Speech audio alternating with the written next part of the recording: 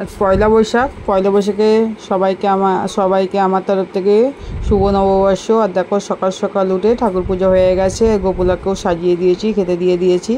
আর এখানে গণেশ লক্ষ্মী নিয়ে চলে এসেছি পুজোর জন্য। আর ব্রাহ্মণ মশাই এসে গেছেন, পুজোয় বসেছেন। আমাদের বাড়িতেই পুজো হয়, আমরা কোনো মন্দিরে যাই না। বাড়িতে প্রতিষ্ঠিত মা আনন্দময়ী আছে, ওখানেই পুজো হয়। দেখো তোমরা আমার ঠাকুরঘর দেখে নাও। অ্যাকচুয়ালি আমার ফ্ল্যাটে নয়, এটা আমার ও বাড়িতে। বাংলা বছরের আজকে নতুন সূচনা, আজকে 1432 সালের শুরু। আর সবাইকে জানাই আমার তরফ থেকে অনেক অনেক শুভেচ্ছা।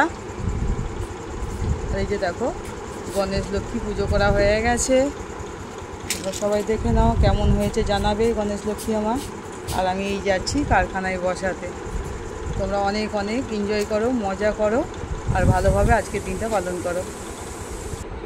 আর ঠাকুর বসিয়ে ভীষণ খিদে পেয়ে গিয়েছিল, তাই তাড়াতাড়ি করে বাড়িতে এসে একদম শাড়ি ছাড়ার সময় পাইনি, লুচি আর তরকারিটা করে রেখে গিয়েছিলাম। আর আমি আর আমার ছেলে বসে পড়েছি টিফিন করতে।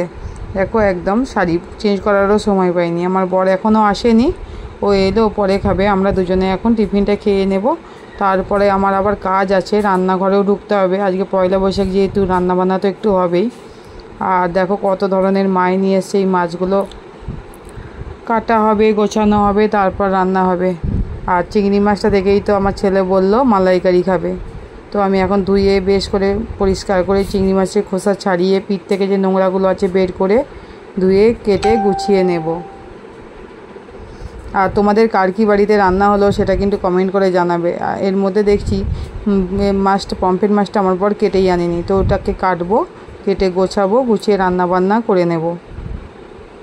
আর তোমাদের বাড়িতে মাছ হয় না মাংস হয় সেটা কিন্তু জানাবে। আমার বাড়িতে কিন্তু পয়লা বৈশাখের দিন মাছই হয়, মাংস কিন্তু আমাদের হয় না। আর যদিও বা মাংস হয় তাও মটন হয়, চিকেন ঢোকে না পয়লা বৈশাখের দিন। এক এক বাড়ির এক এক রকমের নিয়ম। তো দুপুরে রান্না বান্না হয়ে গেছে। তো করেছিলাম উচ্ছে ভাজা আর আলু ভাজা, সঙ্গে ছিল ভেটকি মাছটার তরকারি আলু বেগুন দিয়ে। যা সামান্যটুকু পেরেছি দুপুরে তাড়াহুড়ো করে সেটাই করেছি, বেশি কিছু করে উঠতে পারিনি। আর চিংড়ি মাছের মালাইকারি করেছিলাম। এই যে দেখো চিংড়ি মাছের মালাইকারিটাও নিয়ে নিচ্ছি, আমি প্লেটের মধ্যে সাজিয়ে নিচ্ছি।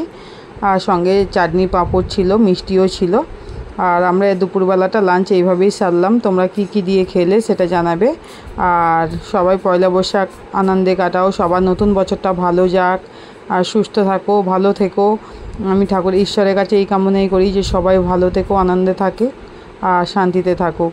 তো ভালো লাগলে আমার ব্লগ ভিডিওটা তোমরা আমার পাশে থেকো, এভাবেই আমাকে এগিয়ে যেতে সাহায্য করো।